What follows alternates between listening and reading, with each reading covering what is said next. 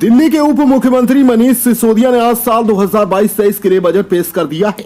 ये बजट 75,800 करोड़ रुपए का है। मनीष सिसोदिया ने इस बजट को दिल्ली का रोजगार बजट कहा है। इस बजट में दिल्ली सरकार ने 5 साल में 20 लाख नौकरियां देने का वादा किया है। दिल्ली के डिप्टी सीएम मनीष सिसोदिया आज दिल्ली का बजट विधानसभा में पेश कर रहे हैं।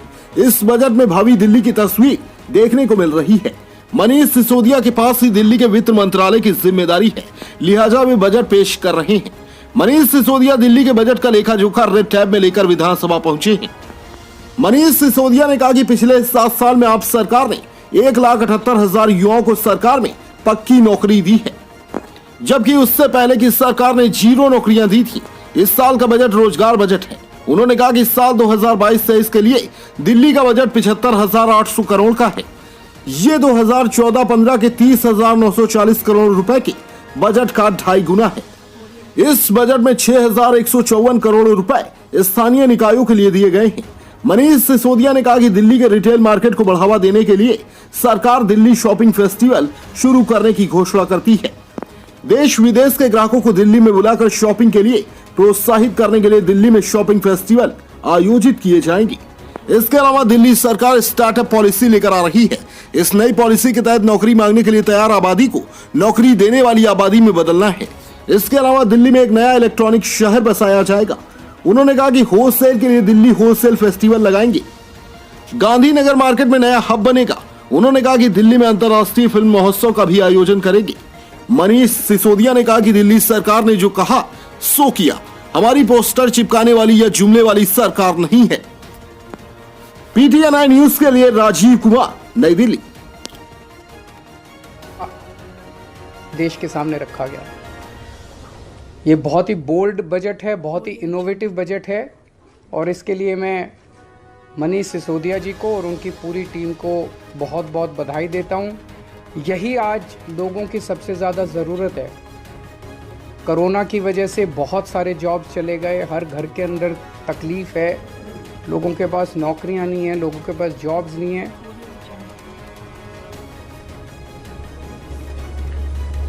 तो 20 लाख जॉब्स का ये जो बजट है, इसमें बताया गया कि दिल्ली में 1,68,00,000 लोग ऐसे हैं जो कि जॉब्स लेने के लिए सक्षम हैं।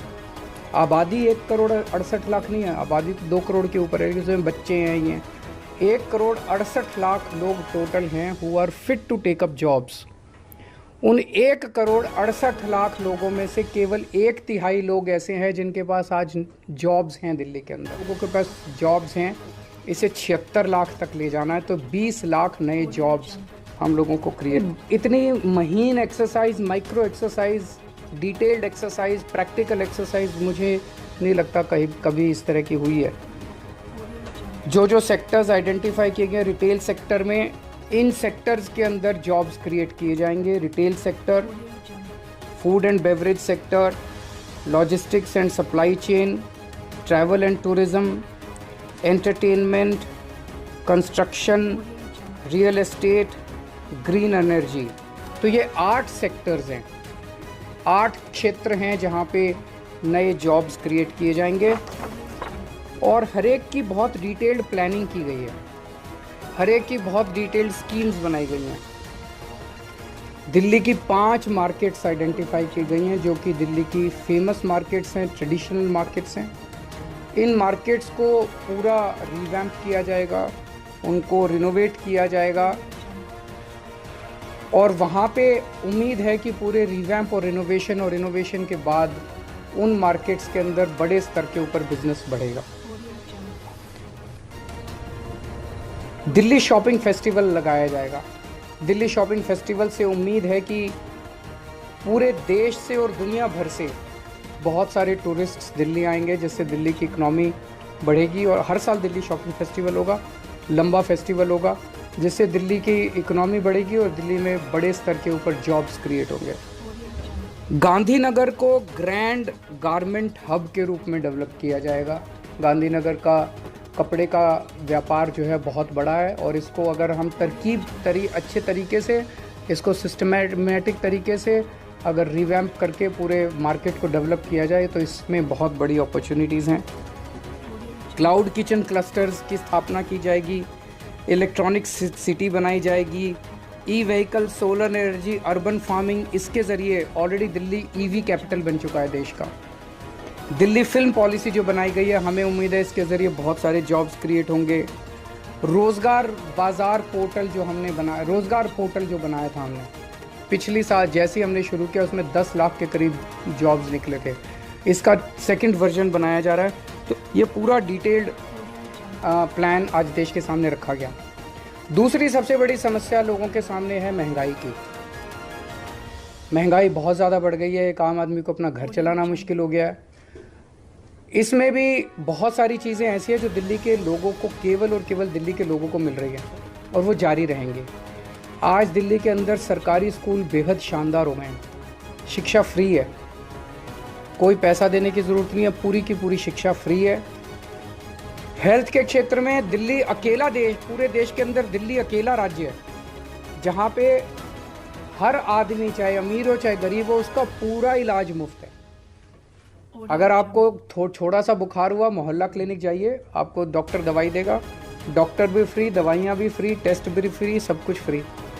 अगर आपको कोई बहुत बड़ी बीमारी हो गई जिसमें 20 लाख, 30 लाख, 40 लाख का खर्चा आता है, आप जीटीबी जाइए, एलएनजेपी जाइए, जीबी पंत जाइए, दिल्ली सरकार के 38 बड़े बड़े हॉस्पिटल है, किसी में भी जाइए, सारा इलाज फ्री है।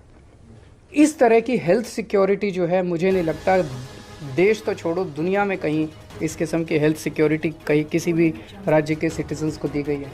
ये अब जैसे आज वित्त मंत्री, उप मुख्यमंत्री जी ने कहा कि हेल्थ एक ऐसा सेक्टर है जो लोगों को गरीबी में धकेल देता है। कोई घर में बीमार हो गया, बड़ी बीमारी हो गई, सब कुछ बेचना पड़ जाता है, सब कुछ ख़त्म हो जाता है। वो दिल्ली के लोगों को चिंता करने की ज़रूरत नहीं है। बहुत बड़ी सिक्योरिटी है, शिक्षा की सिक्योरिटी, हेल्थ की सिक्योरिटी।